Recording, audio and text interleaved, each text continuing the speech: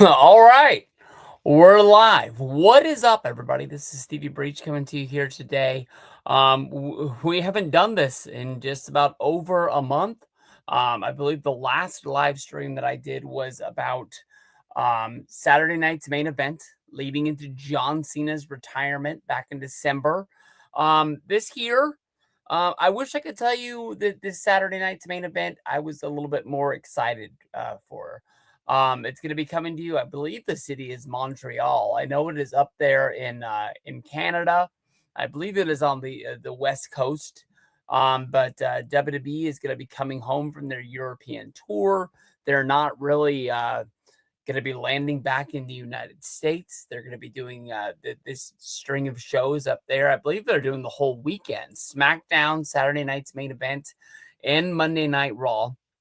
While they're up there.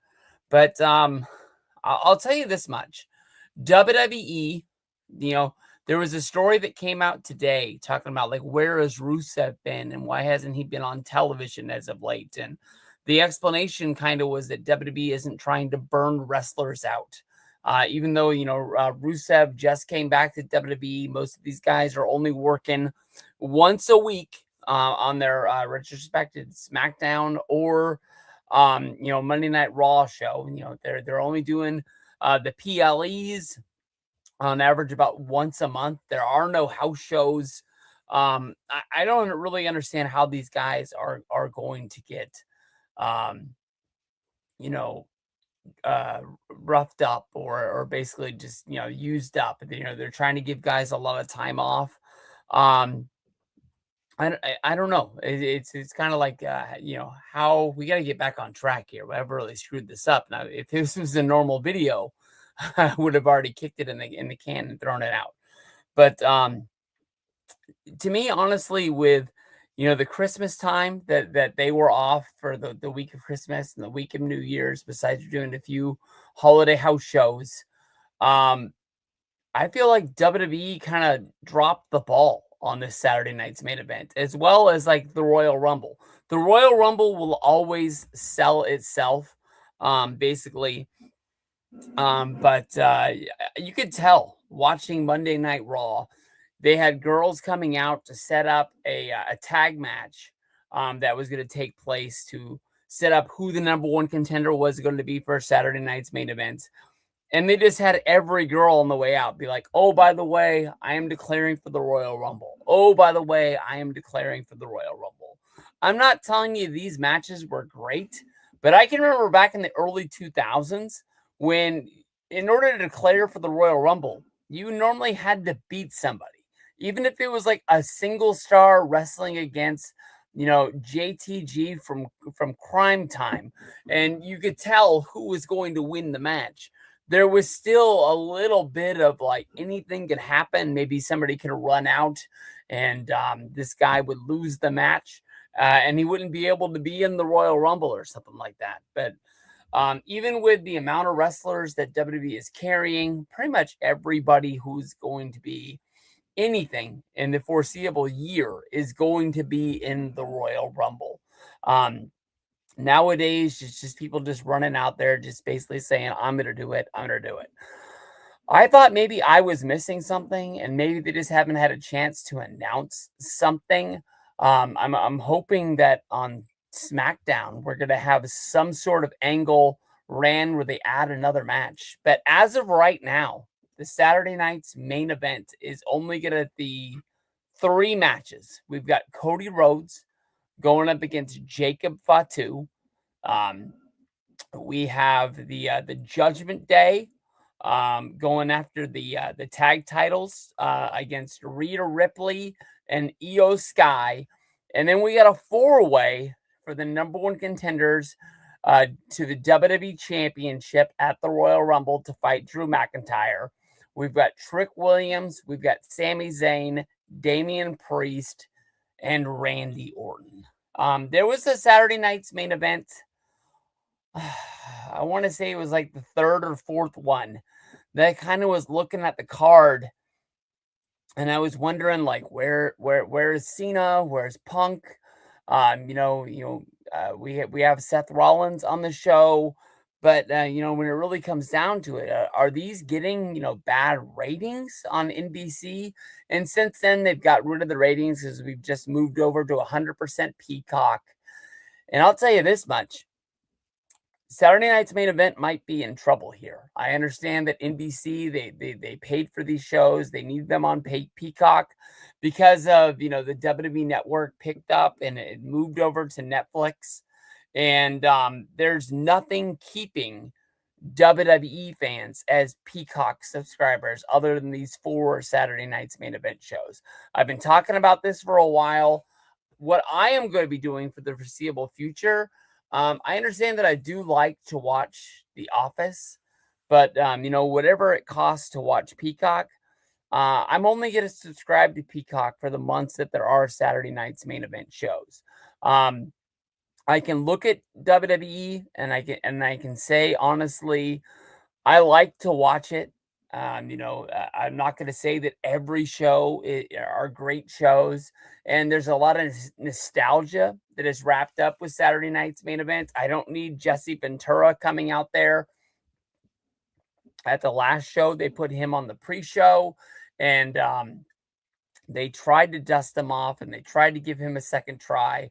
If you can remember during the Drew McIntyre and Damian Priest steel cage match, his commentary, he disappeared for a few of these.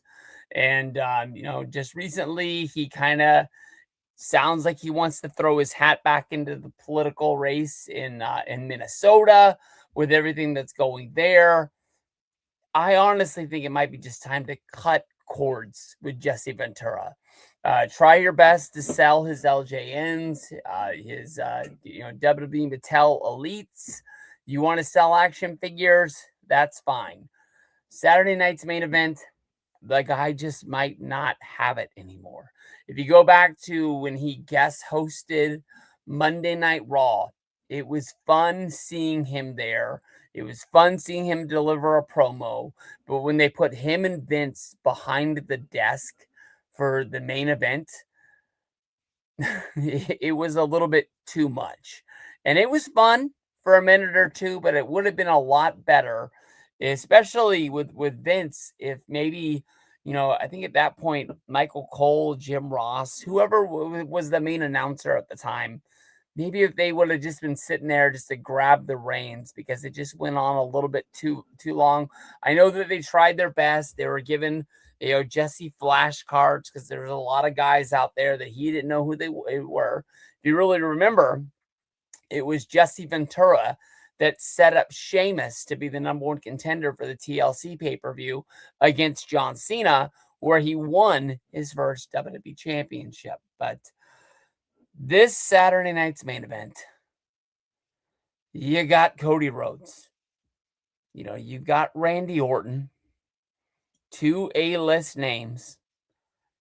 And other than that, you just got the WWE banner pretty much selling this thing. Just real life wrestling fans.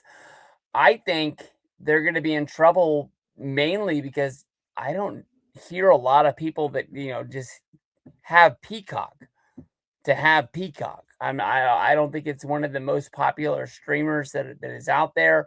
If it wasn't for The Office and what was the WWE network, I don't think I would have it.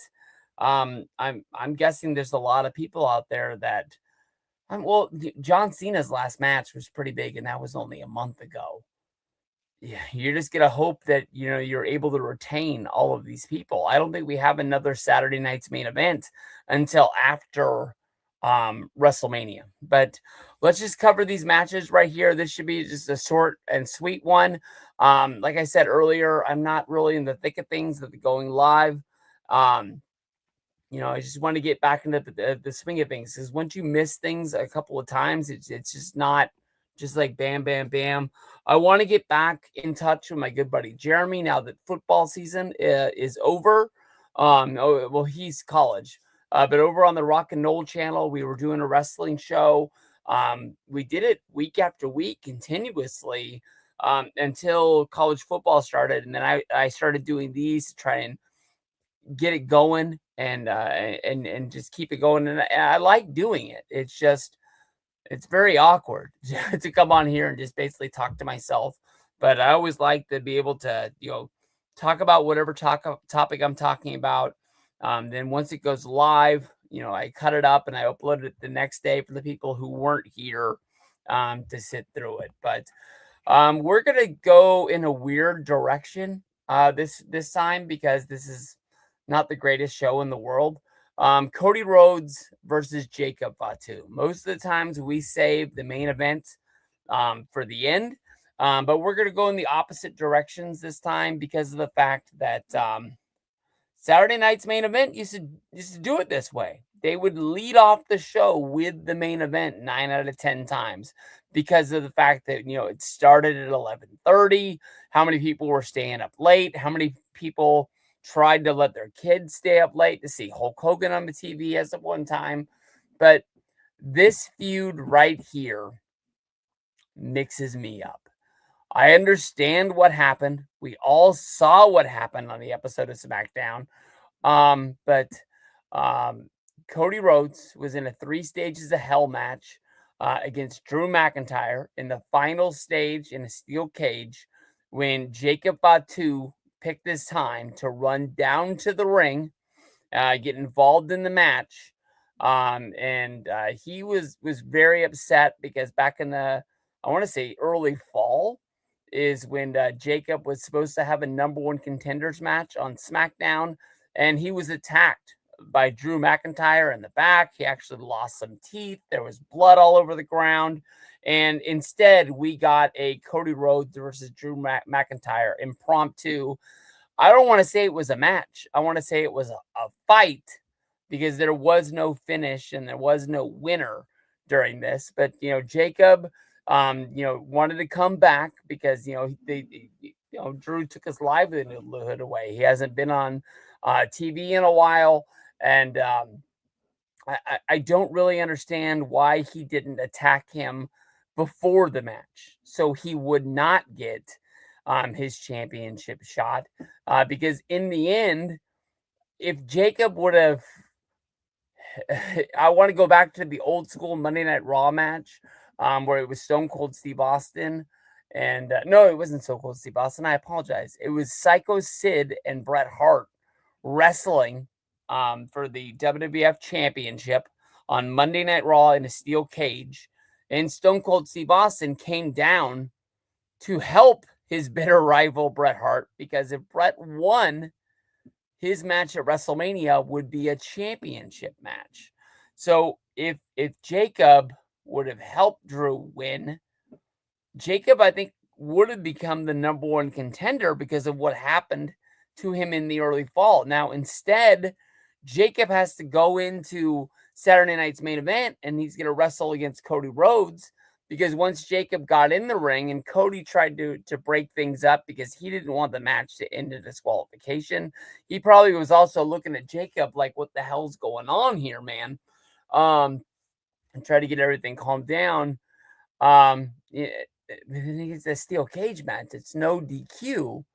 So he couldn't have got, he had to just attacked him before the match even took place so that Drew wouldn't even have a chance to become champion. But instead, because Cody and Jacob were fighting, Drew's able to fall out of the cage. He's able to win the match.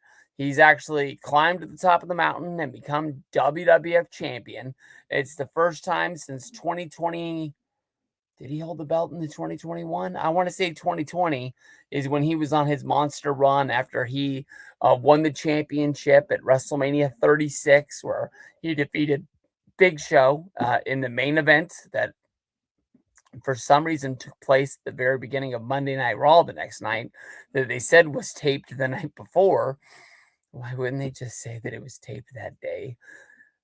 So it wouldn't have to be portrayed as it happened at the end of WrestleMania that wasn't shown on the pay-per-view. I got no clue. But I don't know. Cody's mad at Jacob because he feels like he lost his title because of him. I think Jacob wants to beat Cody to show that he deserves to be in the championship window, that he wants to be a top dog and number one contender. He's not the guy pulling on Solo Sikoa's coattails and trying to, help out his family. He's trying to help out himself now. He's gone on his own. He's been United States champion. Now he wants to go after WWE. He's a star, man. I think that Jacob is all for it. Um, and I'll tell you the truth. As of right now, I am looking for something in this match to make him not be the underdog. I'm picking Jacob Fatu to win the match because I think Cody needs to be on a little bit of a losing streak going into the Royal Rumble. Cody is WWE's favorite at the Royal Rumble because as of right now, Roman Reigns hasn't, showed up to Raw. He hasn't declared himself for the Rumble. I've never, seen a report saying that he was going to be there or not going to be there. He's the only one that has a solo pay-per-view poster for the Royal Rumble, but I don't think Cody's gonna do it. Especially if Drew is champion, I can see Drew going into WrestleMania having his own program for the WWE Championship, whether he is the champion or not the champion. And what I'm thinking is it's going to be Cody versus Roman. And I think that they think that feud is going to be big enough that it doesn't even need a championship to main event night 2 of WrestleMania. This is just the two biggest names they have going at it. It's going to be much like um, Rock versus Cena at WrestleMania 28. It doesn't need a championship. And then your other matches will be supported by, the World Heavyweight Championship or the actual WWE Championship that'll make their matches mean something in the end. So as of right now, I'm picking Jacob Fatu to win this match. And I think it's going to be the biggest stepping stone in his career to move forward. From there, we're going to go to the WWE's Tag Team Championship. We've got Rhea Ripley and Io Sky putting the tag titles on the line against the Judgment Day. Roxanne Perez and Liv Morgan. When they're involved, you got to be thinking that Raquel Rodriguez is going to be close by, always going to, move the numbers in this program. That's what happened on Monday. When it looked like they were going to have a face off, and then Raquel just came in and laid out everybody. She was kind of the name that everybody forgot about because of the fact that she's so gung ho going after Stephanie Bakir, and she wants to be in that title picture as soon as Bakir is back. We don't really have an update on the foot or the ankle, the leg, whatever the injury is, but we do know that Raquel is going to be the number one contender as soon as she is back and as soon as she is ready. When I look at this matchup, I'm thinking that Rhea and Io are going to keep the titles because I think that Liv Morgan is quite possibly the favorite to win the Women's Royal Rumble. Because she is so big of a favorite to win the Royal Rumble, I keep thinking about all the problems that Judgment Day has had. And what if for some reason Roxanne Perez found a way to eliminate Liv Morgan and she won? I think that honestly, in WWE's WrestleMania fashion, that you could find a way to open the door to get Liv Morgan into the match, where it would be a three-way going after the championship for Liv to be able to say that she has the rights to go after it for some reason. Maybe she was, cheated because of her injury. She never lost her tag title. I was thinking she was the women's champion at the time, but we've seen it once. We've seen it 1,000 times where somebody just butts their nose into a situation, even though they didn't win the Royal Rumble. But I could see this causing major problems in the clubhouse. Who's in Judgment Day? Who's out of Judgment Day? Who is the real leader? I mean, Judgment Day going to the early days of Damian Priest and Edge. Edge got kicked out of the group so Finn Balor could join, and since then, Rhea Ripley, she got removed from the group. Damian Priest got removed from the group. The group has always kind of just like been filtering people in, filtering people out. It looks like, Finn Balor has bigger dreams since Monday with his match against CM Punk. Um, is he going to show up on maybe on Saturday or on Monday in the clubhouse? And maybe Liv says something to him about the fact that he's not there with the championship because he couldn't get the job done. And maybe he's just like, that's it. I'm not sitting here in the clubhouse with you women in here. I'm out of here. I'm going off on my own. I think he would even take credit for creating the Judgment Day because of the fact he took it from Edge. But he could just say, I'm out of here. I don't need this anymore. And that quite possibly could open the door for him going after Dom. Dom has to be coming back sooner than later because of the fact that they're keeping the Intercontinental Championship on him and they're not, um, you know, stripping him of that while we're waiting for him to come back from. I think they're saying it's an arm or a shoulder injury that happened to him in Mexico, and it looked bad. It looked bad to the point where I'm surprised they haven't come out and said that he had some sort of a surgery or something like that. But that's what I'm looking for out of the women's tag titles. I think it's just going to be Io and Rhea Ripley getting the win here. I don't see them putting the titles on Liv and Roxanne, with Liv possibly being the biggest favorite that I think most people are going to be picking to win the women's Royal Rumble. From there, we're gonna look at I don't think this is going to be the main event, but it is honestly the trickiest match to pick. I put up a video on this just the other day. This is the undisputed WWE title number one contenders fatal four-way match. We're gonna be bringing in Randy Orton, Trick Williams, Damian Priest, and Sami Zayn. Last SmackDown, all four of these competitors won singles matches in order to qualify. Um, and I think everybody other than Trick Williams has a line towards the championship. Damian Priest lost it at SummerSlam a few years ago to Gunther when Finn Balor got involved, and he's been looking for a way to get back to those heights that he, cashed in his money in the bank at WrestleMania. He held that title for a few months. I honestly think that he was a good champion. And I think he got caught up in the moment when he moved from Raw to SmackDown. Everybody was like, oh, he's going to be a huge fish in such a little pond when you move over to SmackDown, and it just didn't really work out that way. He kind of got lost in the shuffle. Even though SmackDown is SmackDown, where I think that they don't have the roster or like the drawing power that Monday Night Raw does, but you still got Roman Reigns, Cody Rhodes, that when they show up, to do business, you're behind those guys. And when a guy that's not even in here, LA Knight, is kind of looked at as he's like a main event dude. Not really quite sure. Maybe now that I'm even thinking about it, I wonder if this could be a spot that LA Knight returns, or if he's just going to be just a straight up Royal Rumble return to add in here. But Randy Orton, I think he's like a 15-time champion. He wants to hold that title one more time. You're looking at Sami Zayn. In my opinion, I think it was well over a year ago that he was on Monday Night Raw saying that he wanted to be WWE champion and that was his goal and he was working towards it.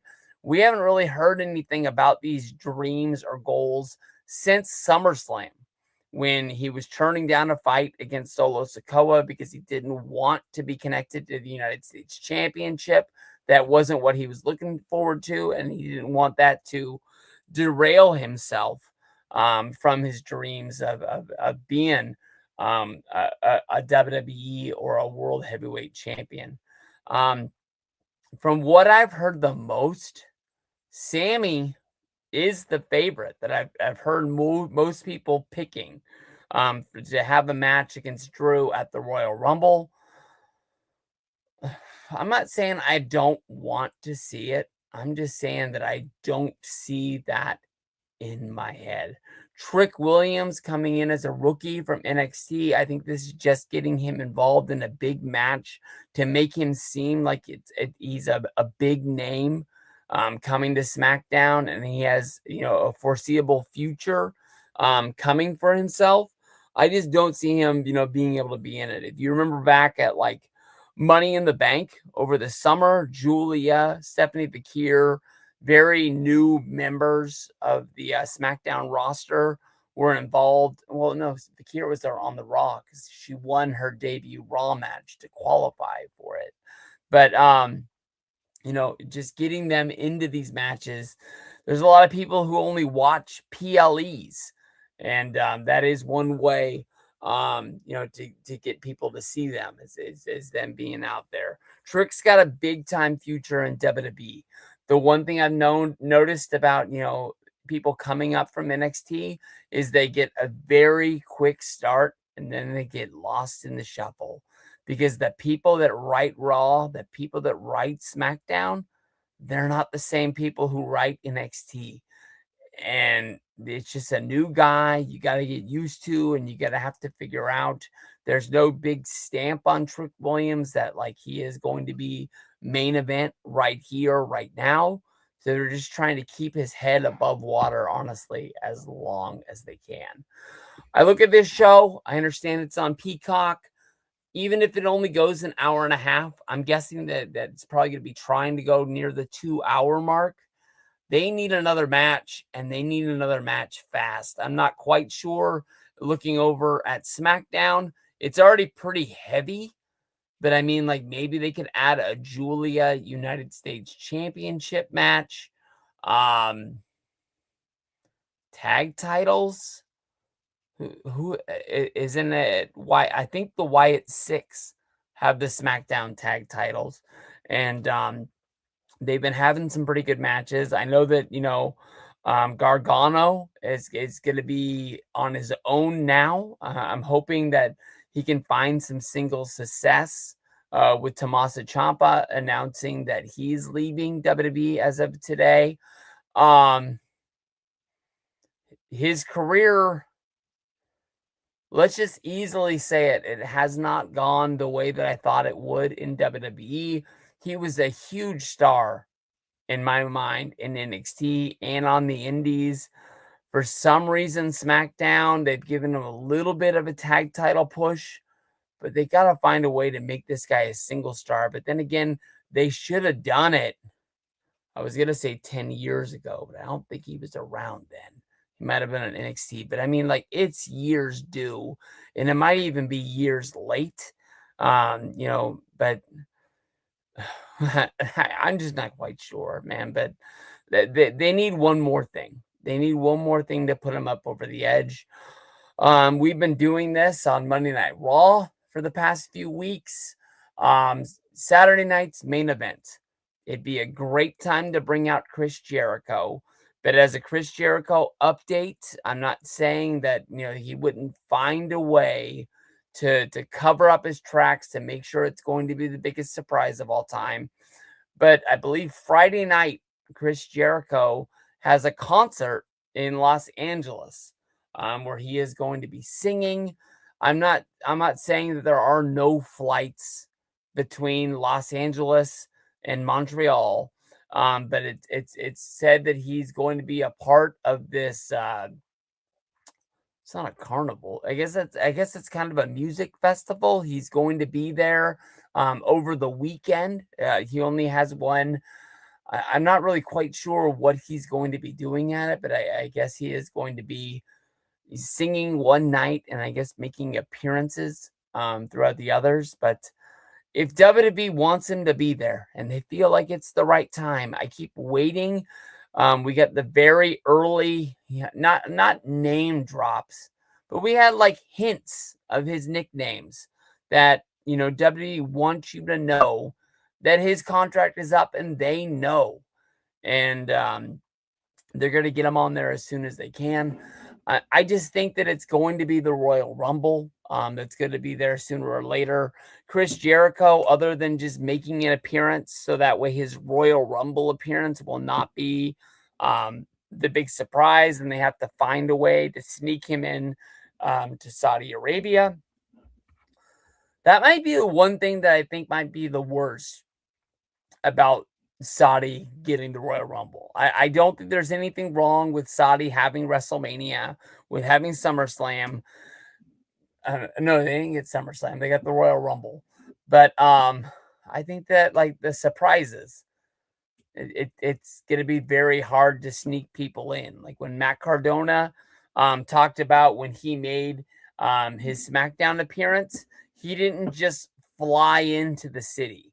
He flew into a different city and he drove over, even though he could have easily just been with Chelsea and just been like, I'm just with her for the weekend. And it was in New York. I'm 100% sure that he could have just said he was going to see his dad and his mom that everybody knows lives in the place. But I don't think it would have fooled anybody, but he just wanted to go above and beyond.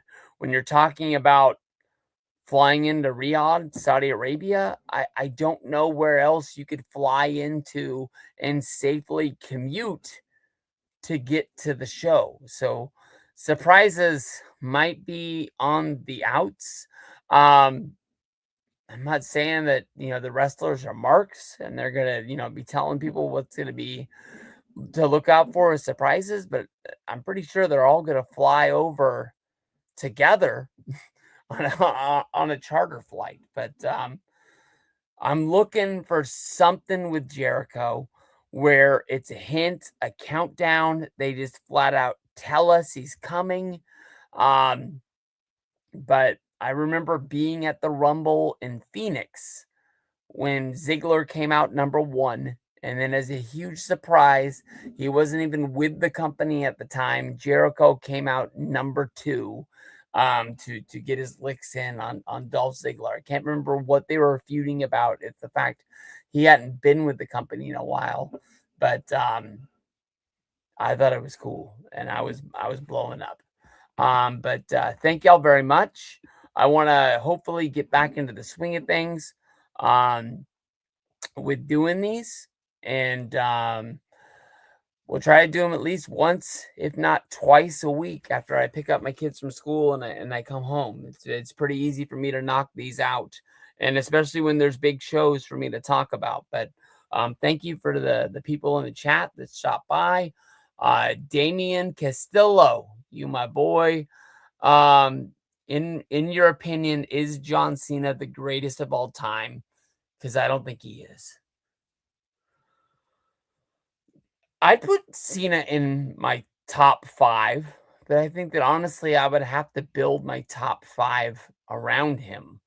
I would want to put Stone Cold Steve Austin, Triple H, John Cena, Hulk Hogan in there. And then I would have to find one more to put in there. It might possibly be Ric Flair if I was building that top 5. And that one honestly came pretty easy. But Cena did it for a long time, main eventing when he wasn't even the main event of main events. Like when CM Punk had the championship, WWE was still built around John Cena, and people were flooding the arenas, even if they were all chanting Cena sucks, Cena sucks. I think he was a big reason why he was there. Maybe it was cool to chant Cena sucks and, tweet it out for your friends to see. But I think when you were home alone, I think you were cheering for him. And I think this last year of John Cena, I think that people were coming out and admitting that even though it was the cool thing to do, Cena was the man. So peace out, everybody. I'll see you guys down the road. I'll get this cut up and uploaded for the people who weren't here for the live stream. So I'll check you guys down the road. Peace out.